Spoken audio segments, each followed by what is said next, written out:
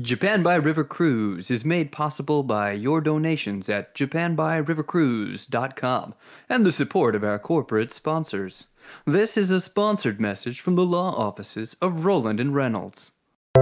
Have you been a victim of discrimination in Japan? Have people denied you service because you're visibly foreign and they thought you might have the virus? Or worse, served you but with an English menu? Have you been refused an apartment just because you have no guarantor, no secure job, and no means of demonstrating you can meet your rent obligations? At Roland and Reynolds, we believe that you are entitled to compensation for your suffering under Japanese law. We want to help you, so we moved our practice to Tokyo from London in February this year, and are still working very hard on passing both the Japanese bar and the JLPTN4. But as we stated before, we believe very strongly that Japanese law entitles you to damages.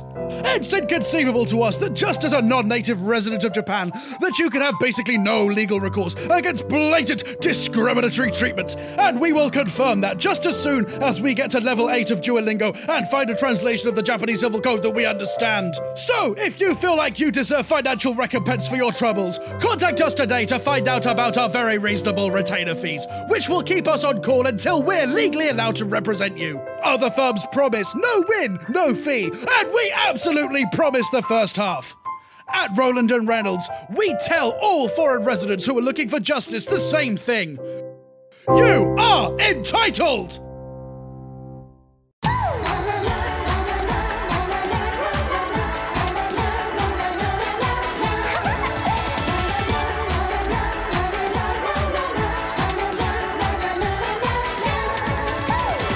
Hello, Brian, and welcome back to Japan by River Cruise. I'm Bobby Judo. And I'm Ollie Horn. And joining us this week is stand-up comedian and Twitch streamer Lisa Wallen. She hosts the Kawaii 50 podcast and the show Skeptic's Guide to Anime every Monday on the SideQuest Twitch channel. She also holds the distinction of being the only person ever to have watched every single episode of the 52-season anime, All Aboard, about the world of competitive river cruise ticket taking.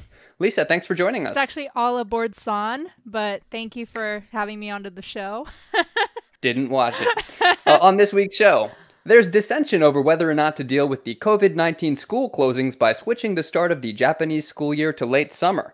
Universities opposed to the change say that such an abrupt shift wouldn't give them enough time to evaluate new admission applications and figure out which male students to award the higher-scoring female student spots to. Also, the surge in popularity of the legendary creature Amabie has finally made the transition to Western media outlets where, frankly, we're surprised that they're not calling it the Asian Murder Mermaid. Plus, Ollie's got your weekly river cruise recommendation. Ollie? Yes, this week's recommendation is a river cruise that takes passengers on a circular route around the Sangokubori moat of the Himeji Castle in Kansai, which has managed to defy the odds and continue running during the COVID state of emergency due to its qualification as an essential service. They argue since their boats are the only way to get to the boathouse, it's the only means by which their crew can safely get to work. And in the West, Ama Waterways is offering free luxury river cruises to COVID pandemic frontline heroes, such as doctors, nurses, paramedics, and other workers in essential industries. Japanese cruise lines are following suit in their own way by introducing a program wherein parents of preschool children can donate a free cruise to their childcare providers. If you're a childcare professional who's received a cruise from an appreciative parent, they run from 8 a.m. in the morning to 6 p.m. in the evening, and the donation covers the cost of your entry, beverages, and the entry of the preschool children who you will be required to bring with you. More on that story later, but first, Soap Talk.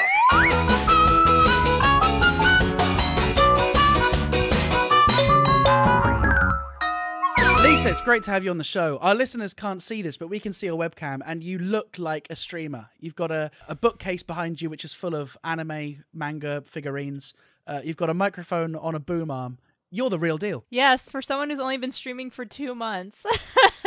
Yeah, but my years of comedy have really helped with that, though, I should say. Yeah, I saw some clips from a set you did at Good Heavens in Tokyo last time you were here. How many times have you come through Tokyo? I've been to Tokyo 4 times now. Yeah. Been to Japan 4 times now. But my last trip was 6 weeks. So I started off all the way in Kyushu, and then I moved my way towards Tokyo. So I did a full run. I did like 17 cities in like 6 weeks. It was a lot of money. Wow. And a Where lot were of you in time. Kyushu? I went to Kagoshima. I did Fukuoka, I believe it's called. Nagasaki. Never heard of it. Never heard of it. Ever Ali heard and of it. Ali and I are based in Fukuoka. Oh, Fukuoka. There you go. Fukuoka, yeah. I loved it. I went to the cat island when I was there. That was really cute. But yeah, I went up. I started down at the bottom, worked my way up, and then from there I moved over towards God, I should have wrote this all down. It was like a giant line I did all over through Japan, but there's a lot of areas I didn't get to see. Taken out of context, I started from the bottom, worked my way up, then took a giant line. That sounds like lyrics to a rap song. How are you doing in Washington, where you are? Well, we're the epicenter of the virus, so it's like Wait, it wasn't China? Well, outside of China, we were like the ones that have the most cases. It came straight to Seattle. So I went to the grocery store today, and of course I got to wear my mask. I felt like I was in Japan, just wearing my medical mask everywhere. But like everyone's so awkward around you. Like they don't want to be anywhere near you. Like people will give you the stink eye if you're in their aisle. I'm like, I have to eat. Like, I don't know. It's so funny. Because everyone in America is just so like, they'll invade your personal space. They don't care. Like one thing I loved about Japan is that like even though it was like super crowded in some places, you still weren't like completely uncomfortable mainly because Japanese people aren't gross like Americans. Spoken like somebody who's never ridden a rush hour train in Japan during the summer. Yeah, there's a reason why I come there in the fall. One good thing about lockdown is that it's given all of us time to kind of dedicate to our online work, and I noticed your Twitch streaming is taken off in a big way. Yeah, I lucked out with that. So I bought all my stuff for PC parts back in like January, and then at the end of February, I had this channel SideQuest reach out to me and like, hey, we're hosting an anime show. We want you to like, write for it and be our host, and like they're producing the show. And I was like, oh, that sounds awesome, but I don't stream. They're like, well, you got to be a streamer in order to be on it. So I was like, oh, I guess I'm streaming now. And then I like had this 2 weeks of like, okay, what am I gonna do about comedy? And then the quarantine started. So I guess that's one good thing that happened. Well, like, what's comedy gonna do about me?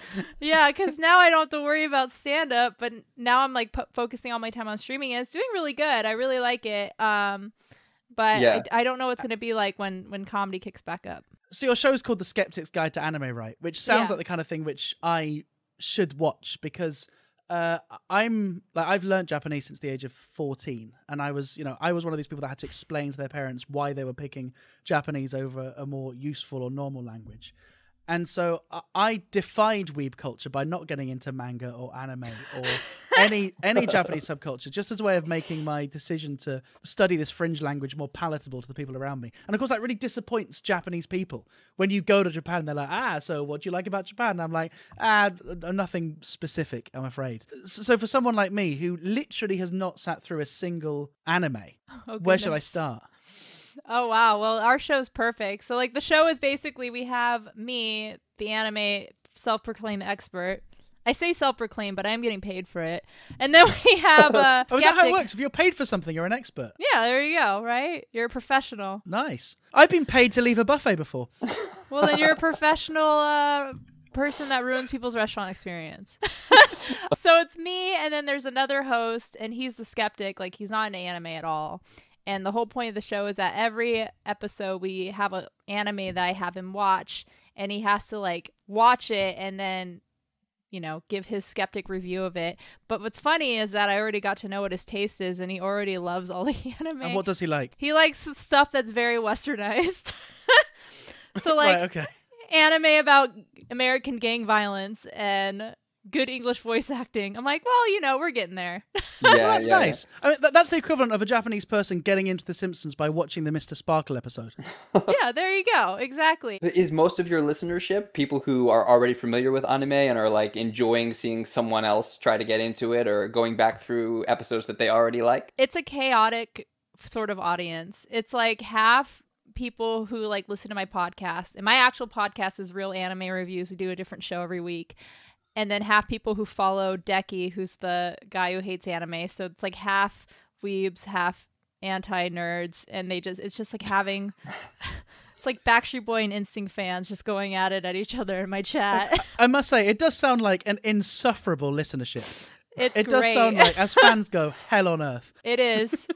So with the lockdown, with everybody kind of like going through the Netflix and Hulu catalogs and running out of stuff to watch, for people like myself and Ali who are not big into anime, would you recommend any series in particular as like a gateway series or a way to get into it? I must say, I do really rate Bobby as a presenter and interviewer, but asking an anime expert, do you have any anime you'd recommend, is as like base one as saying to a doctor, have you ever made anyone better?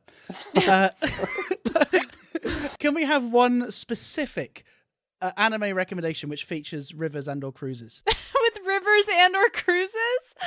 I actually don't know if I can come up with one. I mean, there's tons of animes with rivers in them, but I don't know if it's the focus of the series. If it's not the focus, it's clearly not going to work for this podcast. I'm sure there's a slice of life anime where its focus is on cruises. I have yet to see one, though. So I've seen a handful of anime series, and I've seen super niche slice of life kind of ones, because the thing that impresses me about anime and manga is that there's something for everyone. They turn everything. It could be cooking. It could be volleyball. It could be American football. I mean, there's any sport, any hobby, anything. They find a way to add a storyline to it and make it into a serialized narrative. That there really is something for everybody. Are there any ones that you've come across that are like so weird and so niche that it shocked you? Tons. I mean, there's like one of my favorite shows is about volleyball. Another one of my favorite ones about baseball, and I don't like either one of those sports. But I love the anime. Like, I don't care about the sports, but they do a very good job of making it intense in the anime. So it's like every time they hit a ball with a bat, it's like the most intense sound ever. And then in real life, you watch baseball and you're like, this kind of sucks. It's pretty slow comparatively. I think too, it's like, I don't know if it's like a Japanese culture thing, but they obviously like exaggerate the emotions in anime because it's a context thing too, and it's cartoon. So of course it's like if you're gonna watch a volleyball anime, you're not expected to go to a volleyball game and have those same screams and like those wind going by when they hit a ball. It's pretty ridiculous. But there are definitely some weird anime. Like I've watched anime where there's one called Upate where these girls like are they're an all-girl high school, but they're actually World War II guns. So, like, these girls, like, turn into guns. Like, it's, like, there's a lot of weird series. Like, and it's hard to explain, but, yeah, there's a lot of niche slice of lives out there that are pretty wild what people can come up with. That sounds like it'd be a good recommendation for Decky. Just if he likes westernized stuff, it's like, yeah, they're people, but also guns. So they are also accessible for Americans. They're 14-year-old girls that turn into World War II guns. Well, I'm persuaded. Shall we take a look at the news?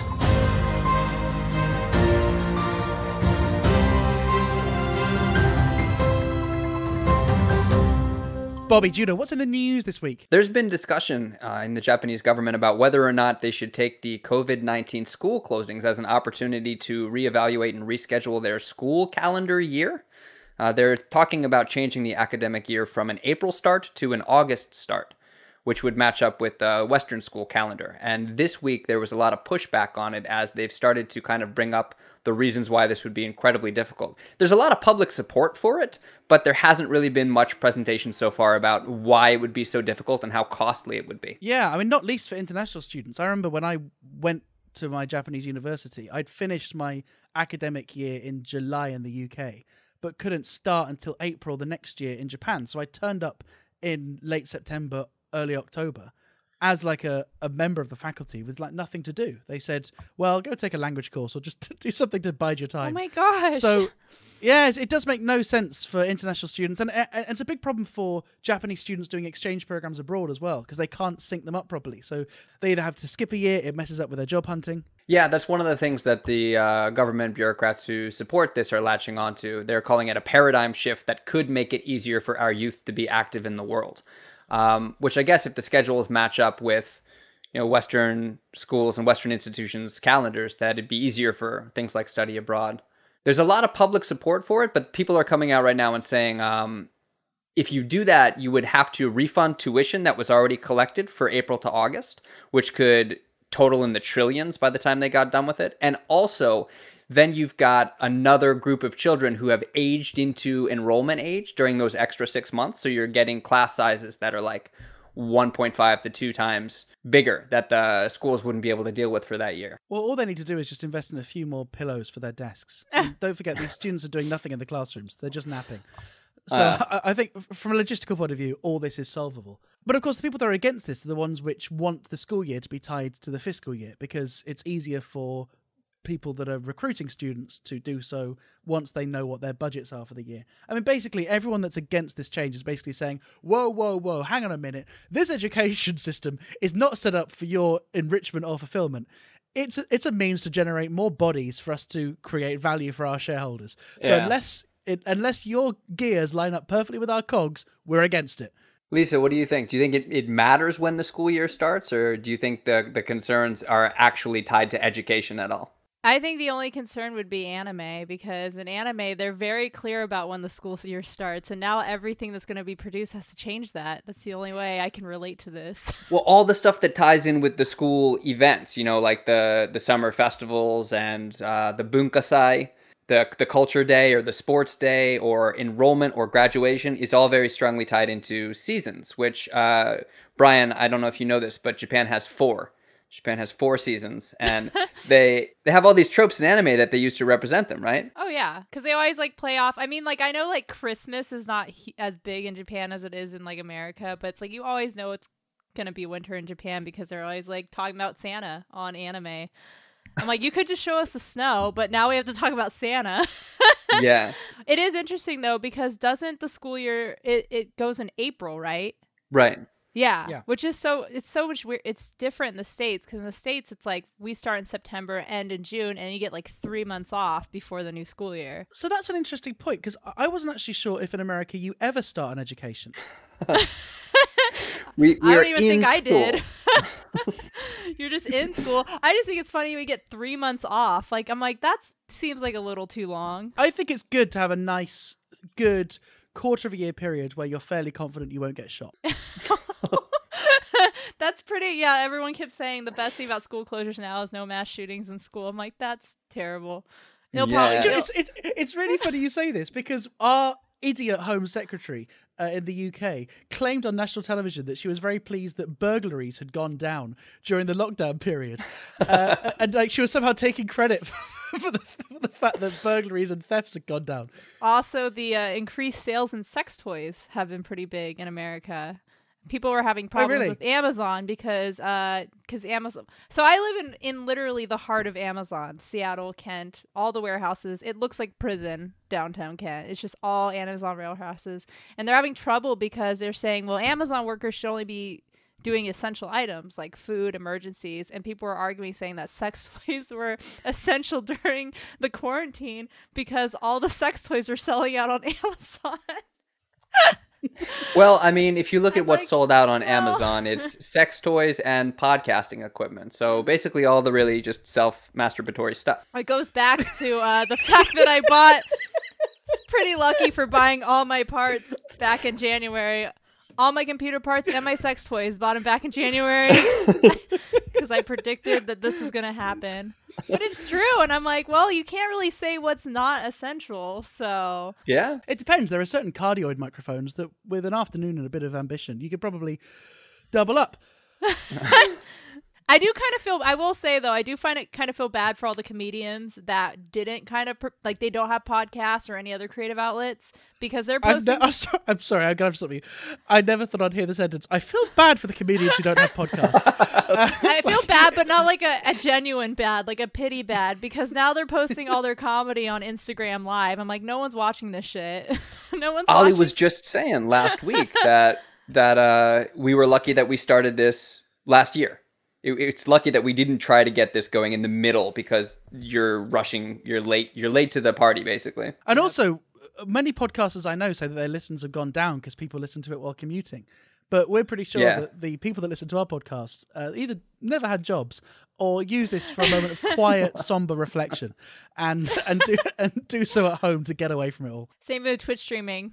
But going back to this story, it does seem like a no-brainer to just change it, right? Yeah, you would think so. But like you said, there's the financial pushback and also there's a cultural pushback. One of the quotes from this article that I found says, People are against it because it would also destroy the time-honored Japanese tradition of welcoming the enrollment of new pupils under the spectacle of cherry trees in full bloom. To me, nothing says welcome to a Japanese education like a symbol of vibrant, brilliant, newborn life that is just about to wither and die.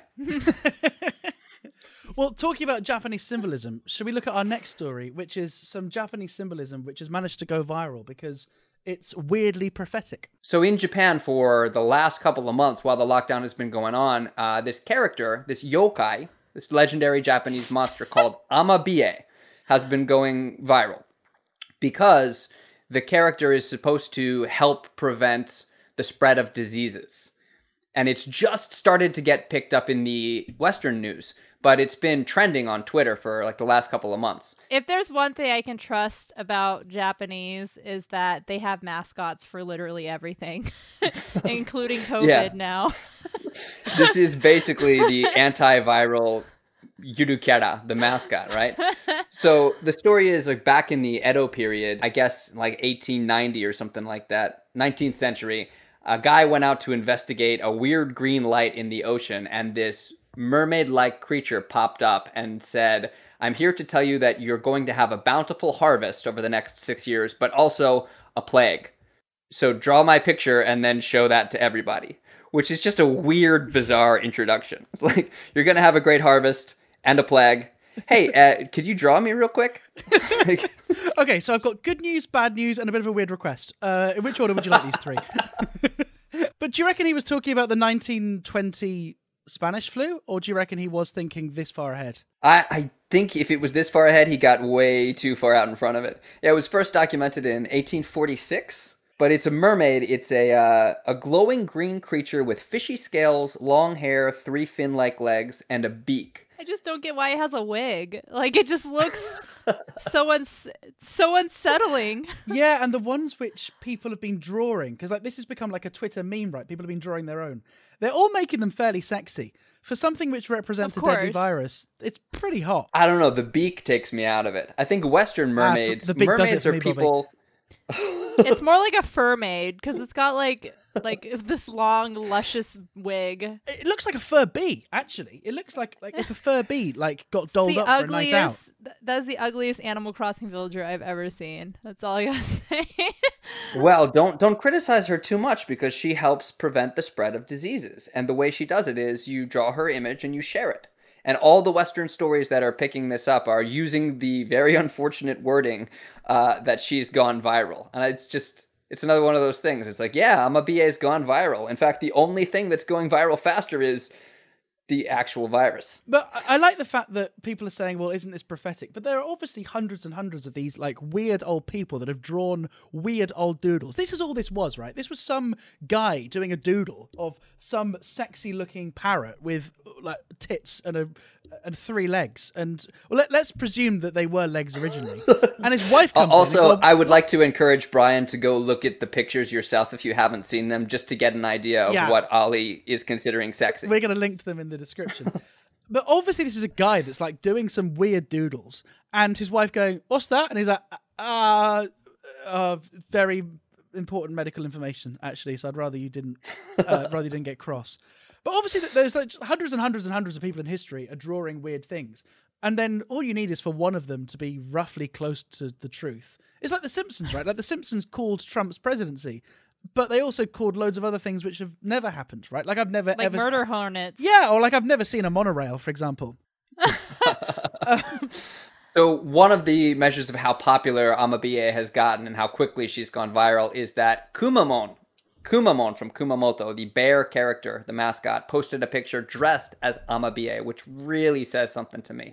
Kumamon is this character who is this really cute bear who got super popular because they had a great design and then they released it free of copyright. By the way, for the record, not at all sexy. I mean, that blue wig looks pretty sexy on him, so maybe it's Amabie's boyfriend. I don't know. Cosplay Kumamon does it for Lisa, and just regular old Amabie does it for Ollie. But when a character gets so popular so fast, even Kumamon is like, I need to get on this. I need to jump on this bandwagon. I think it tells you something about the appeal. I like the fact that there might be a very, very small percentage of people that may actually believe that this works. It's like, you know, when you go to Japanese temples, you can buy those little charms where they're kind of little packets, maybe 2 or 3 inch tall packets. And on them, it says things like, good luck for passing your exams. Or like, there's even one for road safety. Safe childbirth, road safety, Yeah, right? safety on the open ocean. There are all these omamori, they call them. Right. They're protective charms. But these charms, they claim that they have all this like long history, but obviously like motorized vehicles have only existed for 100 years. So there can't be that much history in the road safety charm. Plus, people dangle loads of these charms from their rearview mirror, therefore restricting their vision and undermining their road safety. No, I don't know how many people really do. I know a lot of Japanese people put a lot of faith in the omamori, and I guess this would qualify as an omamori, but I don't know if I'm comfortable making fun of people's belief systems, because I saw a news report the other day about a woman who wasn't scared of COVID-19 in America because she was covered in the blood of Jesus Christ. Or how they're drinking bleach. Yeah. Let's not throw stones at what people choose to believe. I think throwing stones actually can defeat the virus if you throw them hard enough. At the right people, yeah. You know what? Don't say that. Trump might actually listen to this podcast and take your advice. Well, I mean, that's the natural extension of the podcast. We already know that the Japanese government listens. We've called a lot of their moves, which we're pretty sure that they listen and act accordingly. Oh, goodness. Ask him to get me a free ticket back to Japan. We can ask. We could get you a ticket. It just might be on a slow boat. Oh, goodness. I'm okay with that. People on lockdown are getting bored and spreading the Amabie picture and spreading the legend and drawing their own versions of the pictures too. But the Western mermaid also grew out of boredom, right? The idea of boredom, of sailors on a ship at sea for so long that they look at a fish and start to find it sexy. Is that the same thing that's going on here now? That's what quarantine is, yes. You're like, that animal could be hot. Like, that's all Animal Crossing is that I look at them as like children, and then I see like sexy adult versions of them online. I'm like, why are you ruining this children's game for me? You get bored enough and you go, how can I change this so that I want to fuck it? Exactly. Amabie already looked pretty beautiful with that wig though, so I don't doubt it.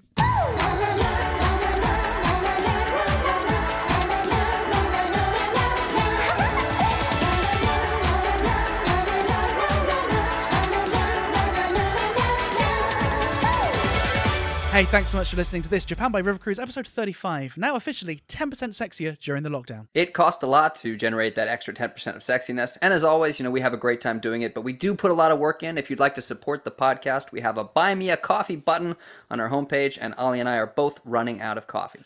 And if you would like to support the podcast by simply subscribing to us to make sure that you listen to all future episodes the moment they reach your phone, then please do hit that subscribe button wherever you're listening to the podcast. Lisa, thanks so much for joining us. Thank you so much for having me. For people who want to check out the anime content, can you tell us where they can find your podcast and your Twitch show? Yep. So my Twitch show is called Skeptic's Guide to Anime. You say anime, I say anime. I love it.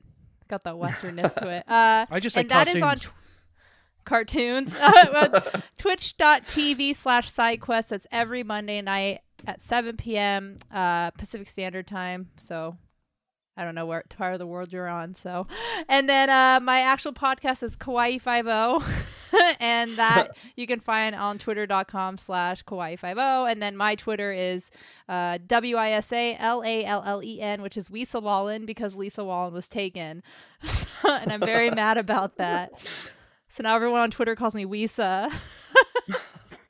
Well, I mean, it sounds a little bit like Weeb Lisa, so. Yeah, so Weesa. It's like a 3-year-old trying to learn my name, but that's my plug right there.